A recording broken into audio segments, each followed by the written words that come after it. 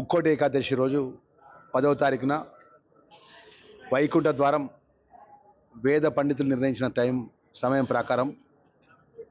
వైకుంఠ ద్వారాన్ని సుమారు 5 గంటలు వేద పండితుల యొక్క మంత్ర ఉచ్చారణ ద్వారా మరి ఆ యొక్క ముక్కోటి ఏకాదశి పర్వదినంన తెలంగాణ ప్రజలు అన్ని వర్గాల ప్రజలు పెద్ద ఎత్తున ముక్కోటి ఏకాదశి ధర్మపురి లక్ష్మీనరసింహస్వామి వైకుంఠ ద్వారా దర్శించుకోవాలని పెద్ద ఎత్తున అన్ని వర్గాల ప్రజలు కూడా రావాలని మనవి చేస్తూ ఈ యొక్క ముక్కోటి ఏకాదశి వైకుంఠ ద్వారానికి కోఆర్డినేషన్ మీటింగ్గా ఈరోజు స్థానికంగా ఉన్నటువంటి police and revenue municipality commissioner అదేవిధంగా స్థానిక ప్రజాప్రతినిధులు నేను కానీ మున్సిపల్ చైర్మన్ కానీ వైస్ చైర్మన్ కానీ ముఖ్యంగా ఈ యొక్క ఈఓ గారు శ్రీనివాస్ గారు ఈఓ గారు మరి వారు చాలా సంవత్సరాల ఇక్కడ ఈవోగా పనిచేస్తున్న వారికి ఉన్నటువంటి అనుభవం బట్టి సామాన్య ప్రజలకు ఇబ్బంది జరగకుండా వైకుంఠ ద్వారా దర్శనం జరగాలని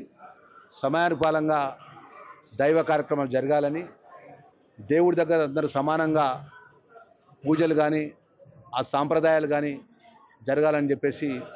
చెప్పడం జరిగింది స్థానిక శాసనసభ్యుడిగా. ఈరోజు ఏదైతే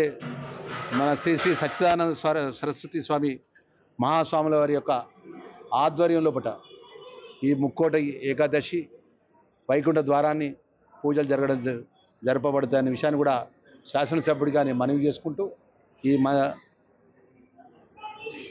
బ్రాహ్మణ అగ్రహారం ఈ ప్రాంతం అంతా వేద పండితులు ఉన్నటువంటి ఈ ప్రాంతం అంతా కూడా దైవ యొక్క కార్యక్రమాన్ని దైవ నిర్ణయం ప్రకారమే జరగాలి తప్ప ఎక్కడ కూడా ఎలాంటి కూడా ఆలస్యం జరగకుండా కార్యక్రమాలు జరగాలని చెప్పి మరొకసారి చేతులు జోడించి వేద పండితులకు మనవి చేసుకుంటూ ఈరోజు ఇంత గొప్ప ఉన్నటువంటి ఈ పర్వదినాన్ని అన్ని వర్గాల ప్రజలు కూడా దర్శించుకోవాలని చెప్పేసి ఆ యొక్క శ్రీ లక్ష్మీనరసింహస్వామి యొక్క కృపకు అందరూ పాత్రలు కావాలని కోరుకుంటూ మరొకసారి ఏదైతే ఎండోమెంట్ డిపార్ట్మెంట్కి సంబంధించినటువంటి శాఖ మాత్యులు కొండా సురేఖ గారు, ఈ జిల్లాకు సంబంధించిన మంత్రివర్యులు శ్రీధర్ బాబు గారు, అదేవిధంగా పొన్నం ప్రభాకర్ గౌడ్ గారు, గౌరవ పార్లమెంట్ సభ్యులు వంశీ గారు, ఎమ్మెల్సీ పెద్దలు జీవన్ రెడ్డి గారు, గౌరవ శాసనసభ్యులందరూ కూడా ప్రతి ఒక్క ప్రజాప్రతినిధులందరూ కూడా ఈ యొక్క వైకుంఠ ఏకాదశి ముక్కోటి ఏకాదశి వైకుంఠ ద్వారానికి అందరూ కూడా ఆహ్వానించడం జరిగింది. జిల్లా కలెక్టర్ గారు ఎస్పీ గారు కూడా ఆహ్వానించడం జరిగింది. ఈఓ గారు స్వయంగా వెళ్ళి వారికి ఆహ్వానం కూడా ఇవ్వడం జరిగిందనే విషయాన్ని కూడా మనవి చేసుకుంటూ సామాన్య ప్రజలందరూ కూడా మనవి చేసుకుంటున్నాం. ఎవ్వరు కూడా ఇక్కడ ఇబ్బంది పడద్దు. మీకు సమయకాలంగా ఇక్కడ అన్ని సౌకర్యాలు ఏర్పాటు చేయడం జరిగింది. ఎక్కడ కూడా ఏ ఒక్క భక్తుని కూడా ఎక్కడ ఇబ్బంది జరగకుండా